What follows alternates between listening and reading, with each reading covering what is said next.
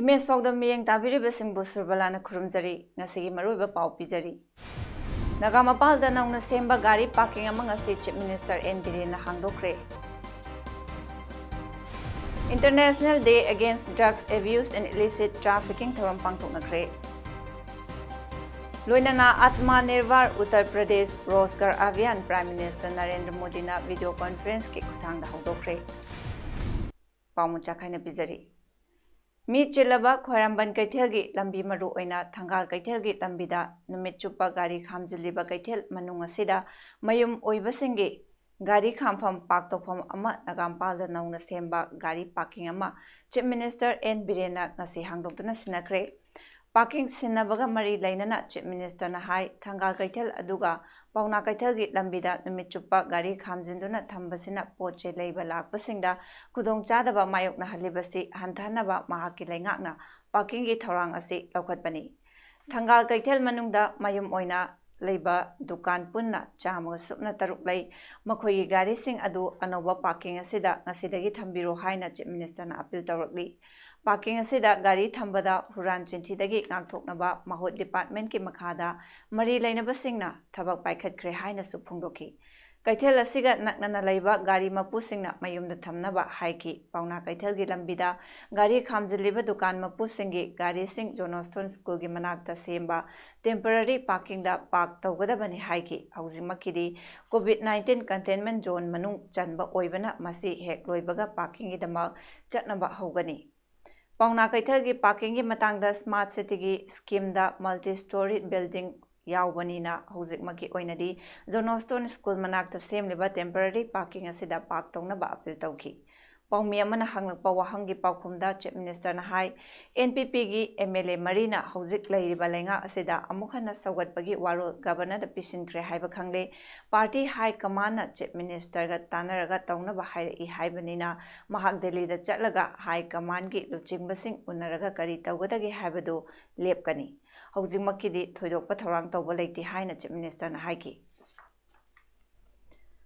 COVID-19 pandemic ka mari lainana ngasi nungthel pung ani fawbada laikhiba Kaching District Quarantine Center summary report ta district asigi apunba quarantine center kuntarukta inmate lising amaga chanipan kunipan laikre makhoigi manungda miyoi lising amaga chaunga humputara mathoi mayumda amadi COVID-19 positive oibadagi isolation ward thamkre hauji district asigi oina quarantine center da miyoi chamaga nifumari COVID care center Kaching da Taramanga Lairi.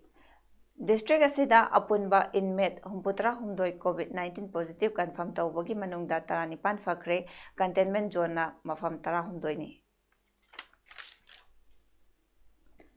Lambi sarakda drug sizinari basingi issue asi khanghanbada miyamna support tawbinaba social welfare minister Nemchak Kibjen haikre wafam asi Minister gi New Secretary ta laiba office chamber da better knowledge for better care haiba theme da pangthokiba International Day Against Drug Abuse and Illicit Trafficking gi thoramda minister na phongdokibani. Minister na makha taraduna drug sizinabadagi oiriba problem sing khangbagi tangai fadabadu palladuna masina state asida drug sizinabadagi crime amadi illegal activity sing thokhanbadagi khara makai fagani haiki. Minister na makha taraduna kanagumbana lambi sorokda drug sizinaba thengnabadi anakba police station natraga State Department of Social Welfare gi mobile number 7005018755 da pau piraknabasu haiki. COVID-19 pandemic ki mipainaraba manung asida department asina integrated rehabilitation centers for drug addicts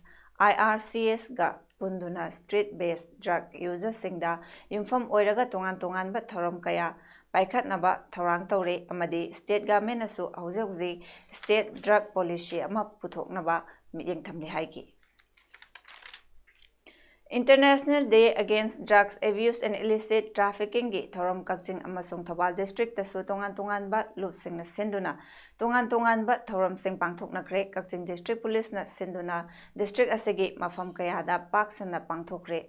Kaching District Police ki ASP Victoria Yengkhong gi mityeng makhada district asigi manungda laiba tongan-tonganba police station sing amadi outpost singna sinduna pangthokiba thoromgi saruk am oina police personnel singna saruk yaduna nisagi mayokta paujal puba cycle rally sing miyam tinma mafam kayada paksana chatki loinana miyam punba mafam singdasu district police ki maikaidagi nisa asi amangba amadi nisana khunaida pirakpa chaitheng singi matangda awareness piki ngasigi pangthokiba thoromaduda Kaching District Police ki additional SP Law and Order A Romendro SDPO Kaching P Shankar amasung SDPO Sugnu H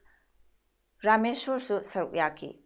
Legal Aid Clinic Kaching nasu International Day Against Drugs Abuse and Illicit Trafficking gi tharomga loinana COVID-19 gi matangda wakal taminabagi tharom ama ngase Kaching Phauchpat Lekaida leiba Library and Information Center Kaching da pangthokre tharom aduda Senior Advocate N Modu amasung KSS Manihar MPS Additional SP Operation Kaching anina akhang ahising oina wangangki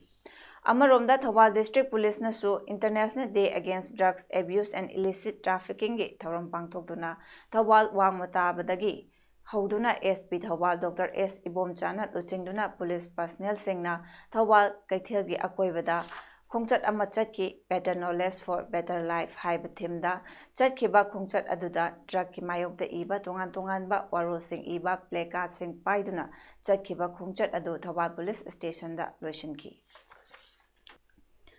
Mafam kayada pangthoknabagum Thawal Municipal Council Ward Number 7 ki Councillor Yumnam Premavati na laikai ki Ward Member ani Nanda amasung Kunjo amadi Lighting Club athokpam makhaga punna sinduna ngasi International Day Against Drug Abuse and Illicit Trafficking gi thorom Thawal athokpam makha Khurak Lamdaivung Community Hall da pangthokre thorom aduda Additional SP of Thawal Sachidananda Soibam Ward ki Councillor Y Premavati amadi CDO Thawal gi OC N Sadanandana athoiba mithung sing oina saruk yaki tharonggi maru oiba saruk ama oina Liwa Lamding gi Secretary S Ojit amadi CDO Thawal gi OC N Sadanandana resource person oina drugs na ngasigi samas asida pirakliba chaitheng kayagi matangda miyamda wangangki International Day of Drug Abuse and Illicit Drug Trafficking gi thorom amadi SSLC examination da mai paklaklaba moregi mahiroi sing taramna opagi thorom ama 43 Assam Rifles morena senduna ngasi moregi integrated checkpost ICP da pangthokre ngasi gi thorom aduda Summit Sud CO 43 Assam Rifles Robin Gangte Manager ICP Brojendro SDC More Haujalala President More Youth Club Singna maru oiba miyoi sing oiki tharomga mari lainana drugs seranana sijanabana miyoiba khunai sida piriba awa chaitheng amadi punsi manghalakpa singi matang amadi lona yadaba mawongda drugs puthok pusin tawbana mangjaba singi matangda ngasi tinkiba youth sing amadi mahairoi singda pauta kaya piki loinana SSLC examination da mark wangna phangduna mai paklaklaba moregi tongan-tongan ba school singdagi khangatlaba mahairoi singda achamba khudol amamam piduna taramna oktuna pungning thawatki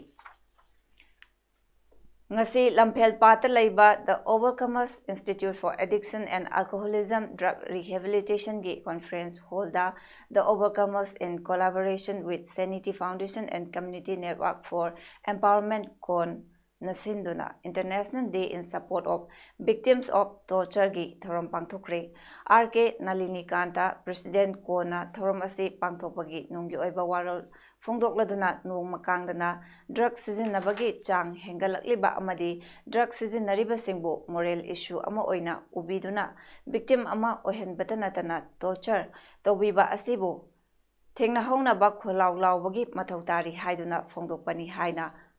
pangthokpani haina phongdokladuna drug bu muthanaba hotnaringai matamsida local factory sing lairakpa amadi drug asibu thengnanaba government ki akaknaba policy leitabagi nungaitabasu phongdoraki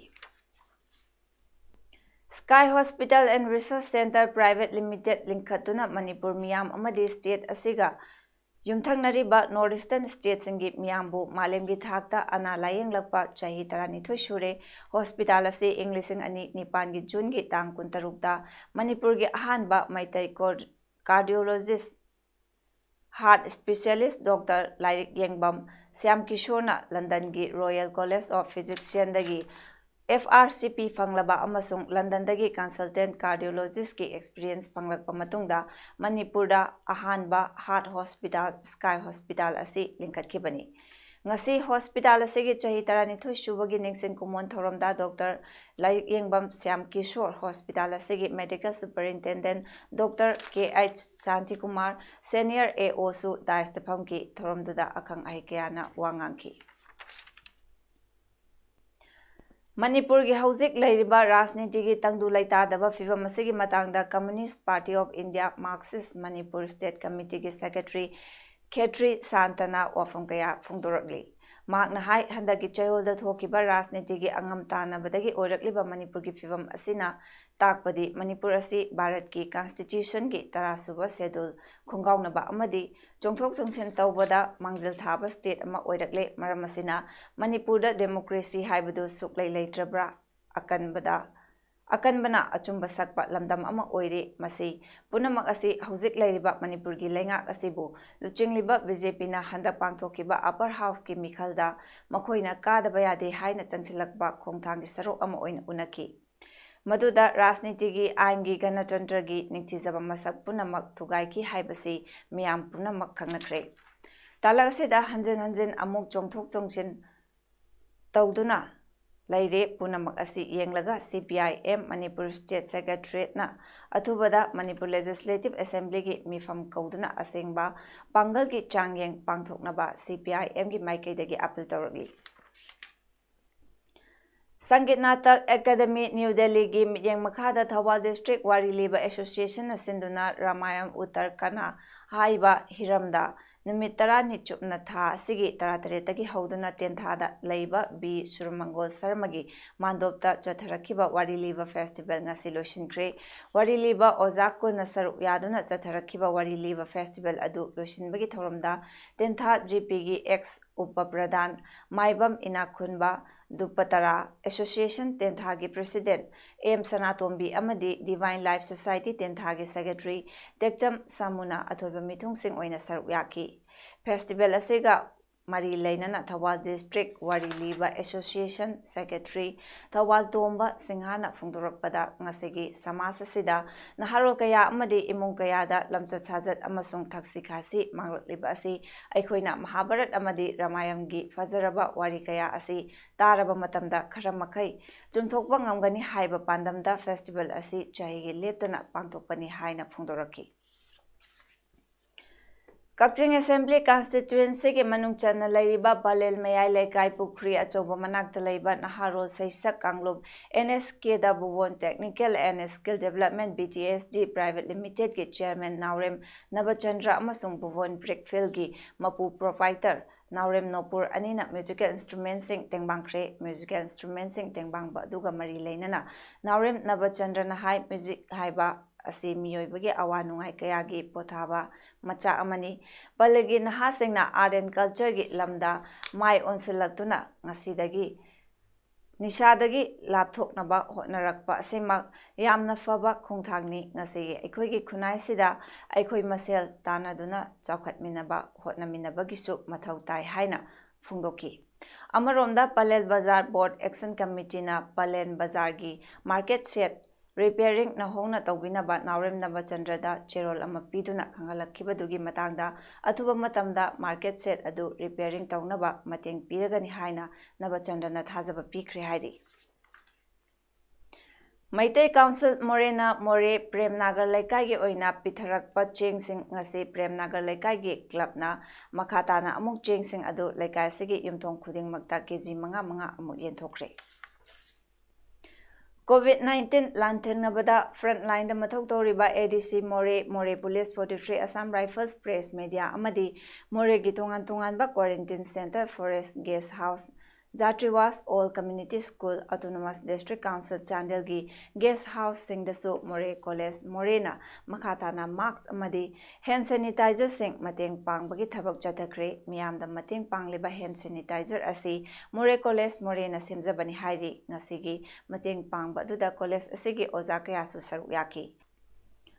Ngarang nungtil pung mari minit 15 tarakpa aduwaida Imphal More Lambigi Kudeng Thabida Leiba 20 Suba Assam Rifles ki check post ta More Romdagi Thoklakba Maruti Ecovan registration number MN06LA8241 gari asi check tawbada 262 grams lumba brown sugar soft case kunithoi yaurambadagi miyoi amaga konana fagatle hairi fagatlaba miyoi adudi Thangin Kaf Haukip Jahi Kunipan Apokpa Hemkolun Haukip Chorchampur Dagini Hairi Fagatlaba brown sugar adu Malemgi Kaitelda Lupa Lak Yankainithoi Rongi Oigani Hairi Fagatlaba Miyoi Amadi drug sing adu Ngarang Numidang Athengbada More Police Station da Kusnakre Hairi Lamdam asida har fangdabagi awaba kaya mayoknari haina Kakching District United Clubs Organization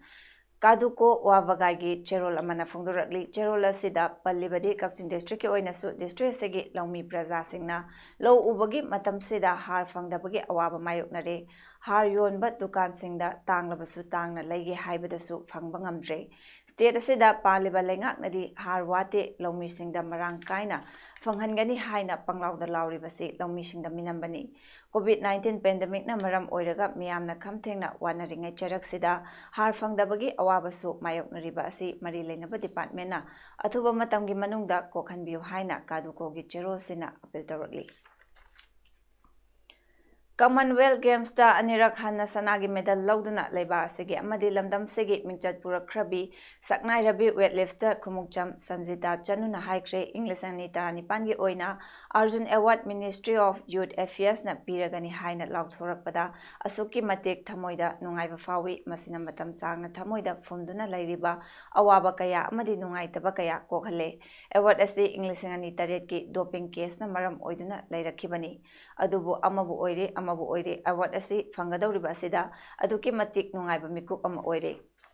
Sanjitana makatana fungdokhibada haukibana haukre mamangda nungaitaba kaya ama thamoida laikhrabasu tungda lakadawriba international gi thakta India gi mahut senduna competition singda thengnagani adubu yamna nungaitaba asi handagi Olympic Games ki platform da amuktang lepsage haiba asa adudi kaikhre masi aihaki punsida adumak ningamdana laihauragani Chahi ani makai sanglaba matam asigi manungda aihakta natana aigi imung manung amadi ipwanupagi IAS thaba ngamkidre sanglaba matam asigi English ani tar nipanda aihakbu doping case lairi haina lauthokiba adu yamna nungaiti aigi punsi manghankre mangkiba punsigi matam adu amuk halakpa yararoi adumakbu matam punamakta ningsingdunadi leihawragani International Weightlifter Federation IWF na aihaki urine sample ani thokna pisinki masida aihaku drug charamgani haiba fawba yauki masina aingonda yamna ikaiba fawdaba nate aigi pendaba sing asi IWF ta soidana makoina tawgadaba sing adu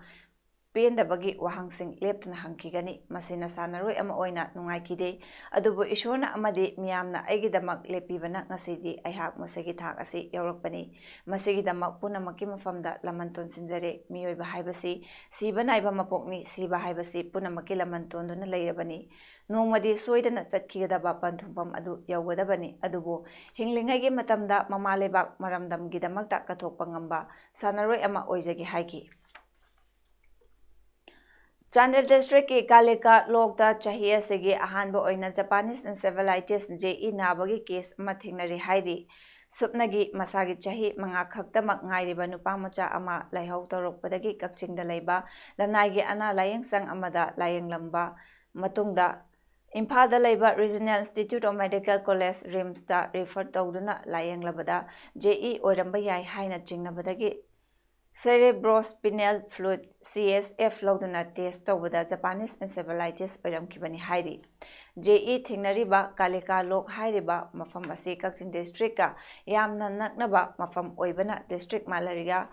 office Kakching gi team amasu athuba matamda changsinduna cheksin thorang laukhatnaba hotnaba hori hairi Amaromda Kakching District da mamang chahida yamna paksana JE laina asi sandorokibana chahi asidasu laina asi sandorokpa yabagi akiba yamna chawna lei haina akhang haisingna mot phongdoknarakli Kakching Municipal Council nasu council asina konma mafamsingda miyoi kaya laina asina Nahan Kibana Maram Oiraga Laina Sidagi Ngakthoknaba Kakching Municipal Council gi manungda yumlakta okloiba yaroi haina order ama thokibasu laiki adu moinamak haiba order adu chatnaribra chatnadabra haibagi wahang amadi miyamda aduma hangnari ngasi maksu Kakching Municipal Council gi manung yumlakta okloiba miyamna unari JE laina ase Manipurda sandokpa hawraklabanina Kakching Municipal Council nasu mamang chahida thokiba order adugi matung ina yumlakta okloibasing kari thabak thauramsing laukhatpa yabagi haibadu laukhathaningmagi apambasu phongdoknarakli Ngasi Prime Minister Narendra Modi na Atmanirbhar Uttar Pradesh Rozgar Abhiyan video conference ke khuthangda hawdokre scheme asigi makhada migrant workers singda thabak piba yauna local entrepreneurship pu chakhat hangadauri thoromaduda PM Modi na haikebada COVID-19 laichat ki khudong thiba sing adu ngamnaba mi khudingmakna hotna batai laina asigi vaccine ama puthoktriba fawbadi mi amaga gi marakta gas ani lapna lainaba amadi mask upa haibase tawdraba yadraba ithawni laichat asigi manung UP government na miyamgi damak laukhatliba thabak asigi damak thagatli Atmanirbhar Uttar Pradesh Rozgar Abhiyan hairiba scheme asidagi atai state singnasu matau tamba mathau tari Malem pumbada corona na hahacar launaringai matamda Uttar Pradesh government na thaunagi thabak laukhatlakpasida thagataba ngamde Uttar Pradesh da thabak tawribasing doctors paramedics sanitation staff police asas angalwadi workers bank post office amadi transport service pu PM Modi na thagatki Laibaki mafam kayada thabak tawruba migrant worker lakh kuntra henba mayum Uttar Pradesh da halakre makhoi adubu thabak pinanaba state government na laukhatliba thabak thoram singbu PM Modi na thagatki miyoi lising cha kayada maranai thabak pijananaba mudra yojana gi makhada lupa crore lising taragi senthang pithakre hairi Prime Minister Modi na makhatana haikebada chahi ahumgi manungda lairaba singidamakta yum lakh kuntra sakre UP government na naha lakh ahumda government ki thabak pikre UP government na kanna hotnabadagi haukiba chahida angang sibagi chang yamna hanthakre PM Modi na self help group singi luchingliba singda tawbimal khangba utki amadi scheme adugi kanaba phangdraba singa PM Modi ga wari sanaki aroibada maroiba paw amuhna pizari Nagamapalda nauna semba gari parking among si Chief Minister N. Birena hangdokre. International Day Against Drugs Abuse and Illicit Trafficking thoram pangthoknakre. Loinana Atmanirbhar Uttar Pradesh Rozgar Abhiyan Prime Minister Narendra Modi na video conference ki khuthangda hangdokre. Ngasigi damakta de paudam matang sida loijari miyeng tabiribasingbu amuka na khurumjari.